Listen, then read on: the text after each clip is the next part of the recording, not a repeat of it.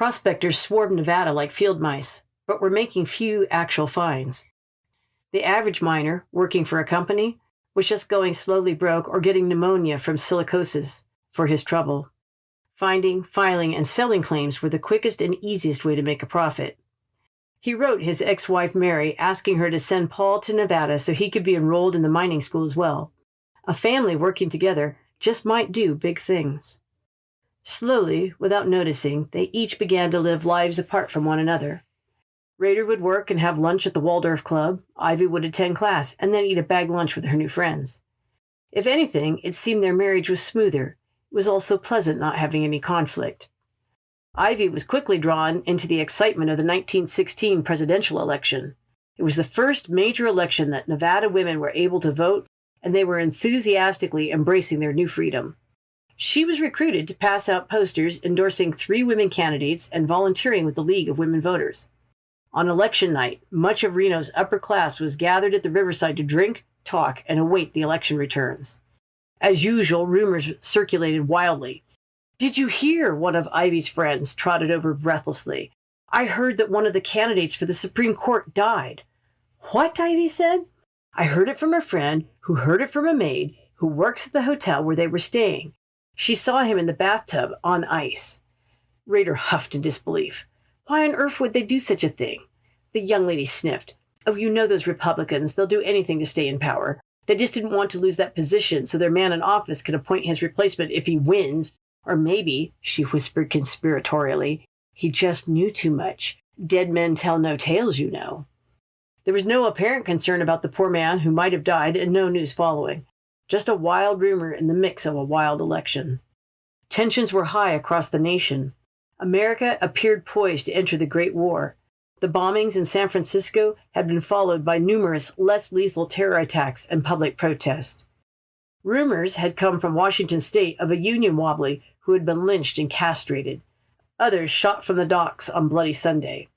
The passenger ship Lusitania had been sunk mere months before by a German submarine. Some cried out for war, others for isolation. It was a time of change, and a new breed of writers, including Cherokee cowboy Will Rogers, were making political commentary through humor, badly needed with a nation so divided. His quotes, while pointed, were still gentle in their wit. Rader appreciated the intelligent, if down-home observations. They reminded him of talks with men and the Ravenswood country store. The trouble with a politician's life is somebody is always interrupting it with an election. There should be a tax on every man that wanted to get a government appointment or be elected to office. In 2 years, that tax alone would pay our national debt. Blessedly, the election passed without incident. Wilson was reelected, and there was no further talk of any local politician on ice. Rader began to wish for a truly universal brotherhood of men. Surely, he thought, reasonable men could discuss differences and work together. He found other men who felt the same in the Rosicrucian Fellowship. It was a non-sectarian group dedicated to the universal good of mankind. As a bonus, its membership boasted many of Reno's elite, so Rader was thrilled to join them when asked to join over lunch at the Waldorf Club by a leading lawyer in town, J.T. Fink. Naturally, there were some high startup costs in the form of membership dues, but members pledged to support one another in business and bound themselves with dramatic oaths and secret rituals. Their only requirement was belief in some supreme being, which Rader had no problem with. All in all, he enjoyed spending time with other men who could prosper his business and increase his public standing with some modest good works without any ugly religious or political division. A perfect, enlightened community. After the election, Ivy threw herself into diligent study and the college social scene. It was one of the coldest, snowiest winters ever, the Truckee River freezing solid, so there was plenty of time to study and play. "Come skating with us, Ivy. We'll have a bonfire on the shore, and it will be grand. We'll pick you up in a couple hours." Ivy agreed and hurried home to tell Rader so they could go together. "I don't want to act foolish with a bunch of college students," he groused. Ivy was surprised and sad. "Oh, please, Rader, it will be so fun." "No. Now don't trouble me any more. Honestly, I'm not sure you should go. You're a married woman, my wife, and it doesn't look good for you to spend all your time with kids. You should be with the other married women." As he spoke, Ivy began to feel angry, controlled, and alienated. In a rebellious mood, she grabbed her skates and was out the door without another word at the sound of a frozen automobile horn. She tucked herself in the back with her friends, covering themselves with an antique throw made from the winter coat of a bay horse. Out with her friends, Ivy shoved all frustration away, skating and laughing with brittle gaiety. When she got home, Rader had already gone to bed, even though it was early. When had he become so old, Ivy wondered, as she stayed up late reading. Ivy loved her classes, getting good marks, and, at least in this area, she made Rader proud. He would often brag about her in public. As winter deepened, the Reno party scene came more alive. Sophisticated gatherings discussed the war, the ethics of eugenics, open marriage, and all kinds of progressive ideas. Sometimes speakers from Nevada City, a socialist colony in Fallon, would come and speak on socialism as the utopian hope for Nevada. Ivy and some of her friends, bored with the intellectual rarefied air, would go in a darkened room and explore spiritualist thrills. Table levitating, Ouija boards, and palm reading were all popular. Ivy thought the chills were fun, but didn't take any of it too seriously. "No, really, Ivy," her best friend Bet said. "There's a clairvoyant, Dr. LeFranc in Carson City. He can totally read your mind. I went, and it was amazing."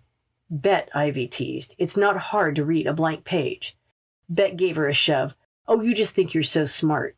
It was true. Ivy did think she was smart. With her friends, she was the more experienced, mature one. With Rader's friends, she was the attractive younger wife. She liked both worlds, but didn't really feel at home in either. The day the telegram came, she was baking a jelly roll for Rader. Sometimes she liked the comfort of being quietly domestic, and honestly, she was feeling a little guilty. He was jealous and demanding, but he never withheld anything from her. She hoped making a little treat would assuage the twangs of guilt she felt. She felt weak when the young man handed her the telegram. She was afraid to open it. The address was from West Virginia. Shaking, she read it. "Sis, Daddy is gone. Died last night. Will write soon. Come home if you can. Love, Martha." Big sister Martha was always so sweet, so steady. Ivy knew Martha would take care of everything. There was really nothing she could do now but send flowers and mourn Papa alone. They had written some back and forth, and he had never mentioned her elopement. Now Ivy wondered what he had really felt. They had been so close. Smoke began pouring out of the oven, her jelly roll on fire, as Ivy just cried. Bet drove with her to Carson City. "You won't be sorry. I just know Dr. LeFranc will be able to help you." After several weeks, Ivy was still blue, even as early spring began to come to Reno. Dr. LeFranc was very comforting in his cozy, carpeted office. "I see you've sustained a great loss, a dear loved one.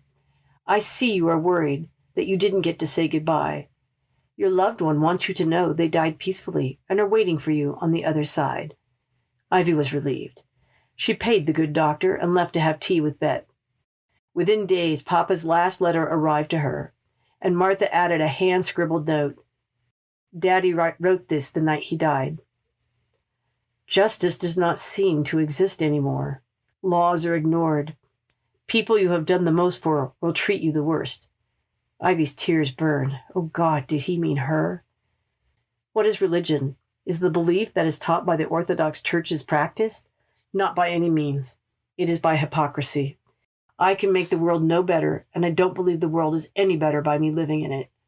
I do hope it is no worse, one man or woman, in a very small object in this world. The greatest man in the world living today will be missed only by a few friends. When Queen Victoria died, the kingdom of Great Britain still went on. Likewise, George Washington, the father of our country, was soon forgotten only in history. So when we are gone, others will be here to take our place. Life in this world is a nightmare from the time we are born until the time we die. After all, death is complete rest and end all things on earth. I am sincere in all I say. I would not contradict anyone's belief, for we all have a right to believe what our conscience teaches us. As a well-known author has said, if we never died, perhaps love would vanish from the earth. I would rather live and be loved in a world where death reigns supreme than to live forever in a world where love is not. Why should we fear death? We should be brave enough to meet what all have met. I have viewed the mummified bodies of some of the ancient pharaohs of Egypt, and while viewing those bodies that have been dead 3,000 or 4,000 years, I wondered where their souls were. Multiplied billions have gone the same road, but not one has ever returned to tell us anything. Why should there be such strife among people over religion? The bloodshed and cruelty that has been practiced is too horrible to think about. I have lived in this world a good many years, and we have a right to think and believe as we please, and I, for one, will do that. I don't believe God pays any attention to individuals. I think the laws of nature take care of everything. If we live again, our lives will surely be no worse than these. So why should we worry? My time here is not long, I am sure, but if I live again, it will be forever according to Orthodox belief, and am not afraid to leave it. The richest men or women in the world, the great philosophers and scientists, must come to a common level with the poorest beggar. So when all is over, I believe we will sleep throughout eternal ages without ever a dream or a nightmare to disturb us. And as a well-known agnostic said on one occasion, I too have my religion, and it is this: help for the living and hope for the dead. S.R.A. The anguish of his last words and the lies she'd been told by Dr. LaFranc were almost too much to bear. How had all of Papa's high ideals of the universal brotherhood of men and equality helped him? Where was the justice he loved so much? Mama had died with hope in a song. He had died so empty, and worst, Papa hadn't even signed it with love, just a sterile, impersonal S.R.A. Rader, not knowing what to do, just made himself more scarce, spending more and more time at work, the club, and the Rosicrucians. His practice was growing, with some of the best people in town becoming his patients. The Rosicrucians definitely steered business to each other. As Rader moved up the ranks, the ceremonies became more and more elaborate. After one meeting, a black cloth hood was placed over his head, and he was led to a car. Driving for some time to a secret location, Rader was forced to crawl on his belly, the smell of the air changing to dust. When the hood was removed, he found himself in an ancient cave, lit by a couple torches illuminating ancient rock carvings and piles of ancient Indian tools and baskets.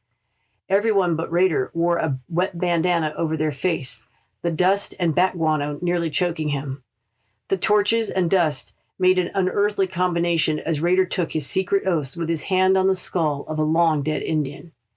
Until now, Rader had felt these initiations were just the usual pageantry, but here he felt something different, a power he hadn't felt before, and it felt good. For Ivy, it was a relief to resume her studies. Professor Louderback lectured on earthquakes, and Professor Reed would take them on field trips. He seemed determined that they understand the conditions the average miner labored under. On one occasion, he convened his class in a section of an abandoned mine. The heat was incredible, more than 120 degrees, and dripping with humidity.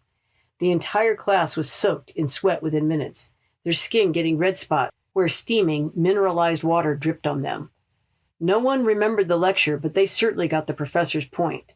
2 thoughts were drummed into her head. First, you can't be too careful underground. And second, men in menial occupations often have real fine minds. Listen to them. In her spare time, she devoured books on Mexican mines, lost mines, biogeology, and anything else to help her find Nevada's hidden treasures. She'd caught the bug, and there was no cure. Ivy's world wasn't just geology. The socialite whirl swept on, and as long as she could keep running, she didn't have to feel anything. A spring fundraising dance for the local Salvation Army was planned at the Bowers Mansion. The elegant mansion had once been the home of the famous mine owner and seeress, Eiley Bowers. When the Comstock gave out, so did her fortune and her luck. Her family all dead, from finery to begging, Eiley ended her days telling fortunes for pennies using an egg-sized stone. She died penniless in Oakland, her ashes and stone returned to the mansion by its new owner, Henry Ritter, a successful brewery owner and a fellow Rosicrucian. A grand dame of the Washoe Valley, the mansion had lost some luster, but the 2-story, pale stone building was still a gem of bonanza wealth, including silver-plated doorknobs and hinges and curtains worth $1,200 each. The green grounds and lovely fountain set between the mountains and the Washoe Lake usually hosted picnics, but it was still too early at the base of the snowy Sierras to be outside. In a show of patriotic support, the League of Women Voters, the 20th Century Club, the university students united to sponsor the dance. Ivy was excited. A real ball in a real mansion. Just the sort of thing she used to dream about in West Virginia. Now a popular resort, the mansion had been reserved free of charge for the event. Ivy spent weeks getting ready to focus on something pleasant. When she was happy, her sick headaches didn't seem as bad. The powders she purchased from the pharmacy just weren't strong enough, and occasionally she would borrow a little opium from Raider.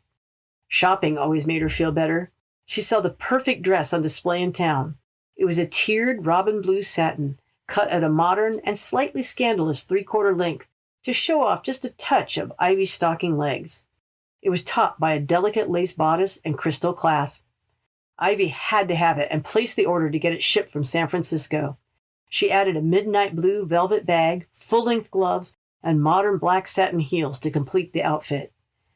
When the day came, Ivy went early to help get set up. She felt so at home in the elegant house, she almost felt like the lady of the house, preparing for her own dinner guests. Ivy could imagine the cellar full of wine and fine food to impress any guest, and furnishings as rich as any in the tales of the Arabian Nights. What it must have been like to be a lady of such a house. The happy-go-lucky university crowd was laboring with the serious professional women from the 20th Century Club, who were dedicated to using their influence to bring reformed social order. Side by side, young and old, they were transforming Nevada into a modern society. Bet, as usual, was bubbling over with rumors and stories. "Ivy, did you see it? Did you see it?" "What?" said Ivy with pins in her mouth. "The stone Eiley used. I saw it." Ivy's interest in the supernatural had been severely soured by Dr. LaFranc. "Bet, quit fooling around and help me get this banner up." With both women standing on chairs, Bet kept talking. "No, really, Ivy, it's beautiful. I heard Eiley saw all her fortune in it before she ever left Scotland. I want to see if I can see who I will marry." Bet was always on the prowl for a handsome man, preferably rich. "Well, do it yourself then, I'm busy," Bet said with a touch of seriousness. "Oh, I don't want to do that alone. It might not be safe." "Fine," Ivy gave in, "but let's finish our work first." The afternoon shadows were long before everyone was done, and Bet grabbed Ivy's hand, dragging her up the stairs. "Come on, you promised."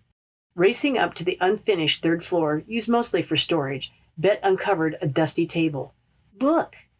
In a small basket, lined with a scrap of faded crimson satin, was an egg-size opalescent stone. "It's pretty, Bet, but how do you know it's the stone?" "Well, what else could it be for heaven's sake?" Bet peered into it, waving her hands, trying to see something, anything, and then gave up disgusted. "Well, I don't see anything. You try." Ivy just wanted to get dressed and show off her new finery. At this point, she'd do anything to satisfy Bet. She stared at the stone. Nothing. "Oh, Ivy, you didn't really try." Ivy looked again, and the colors began to change. It seemed a trick of the late afternoon light filtered through the dusty windows. The stone changed color from milky white to flashes of sparkling color, red, purple, green, brilliant points of light, all on fire in one exquisite stone. "Do you see that?" she asked Bet. "What? I just see the stone." "The colors. They are the most beautiful thing I've ever seen."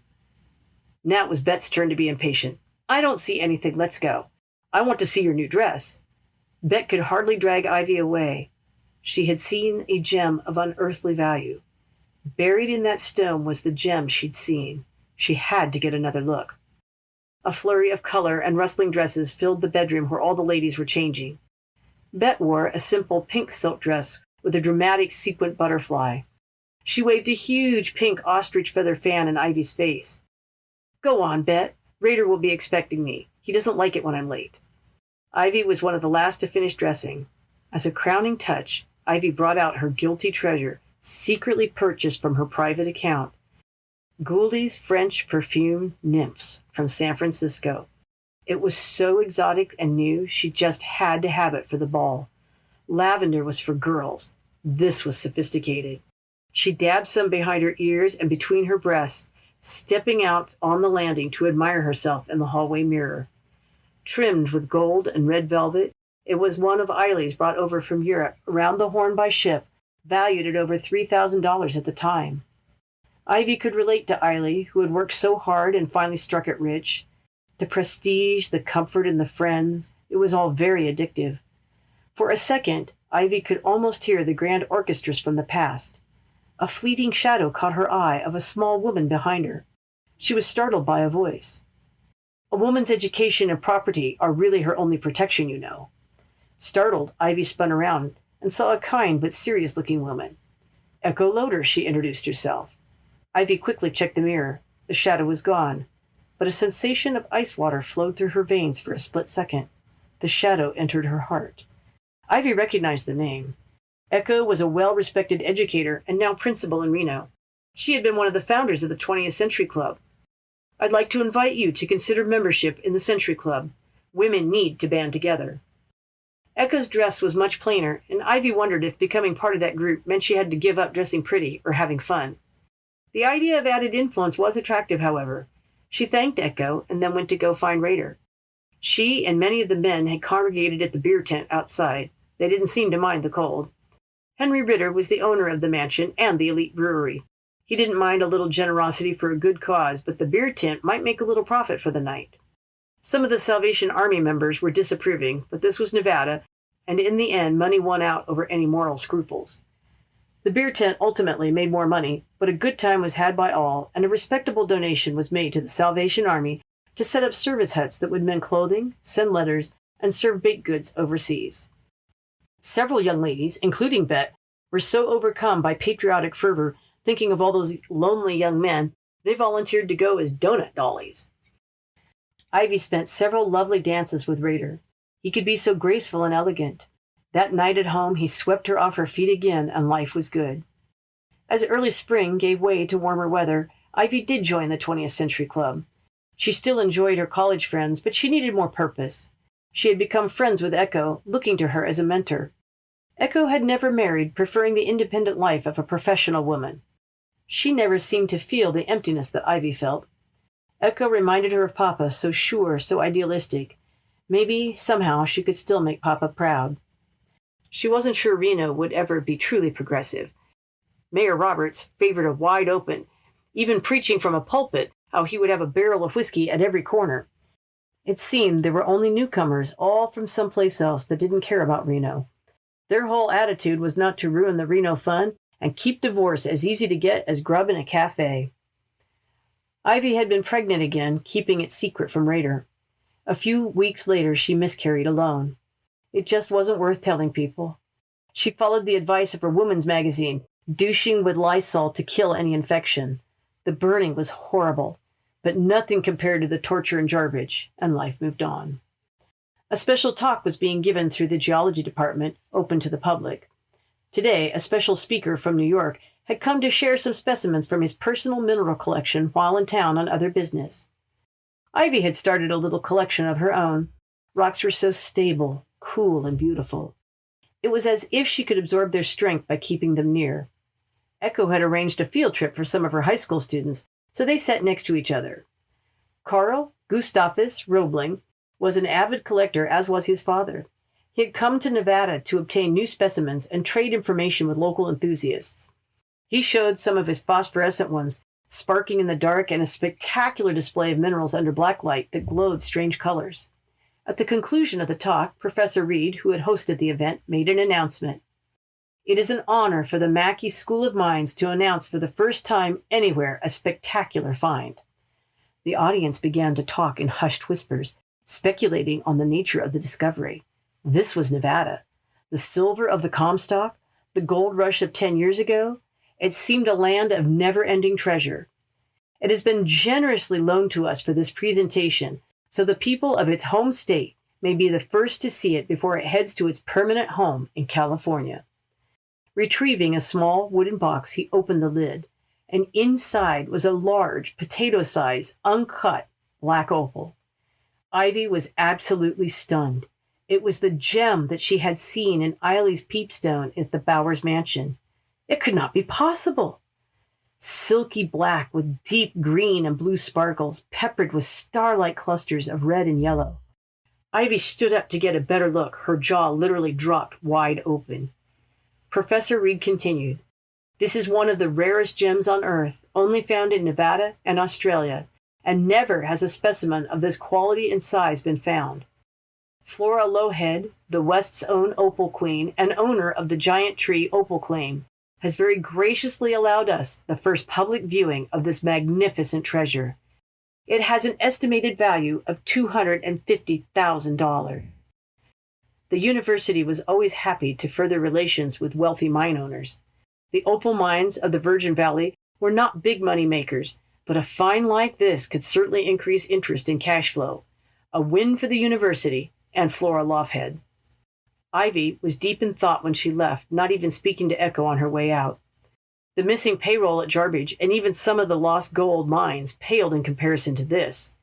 And what did it mean that she'd seen it in Eiley's stone?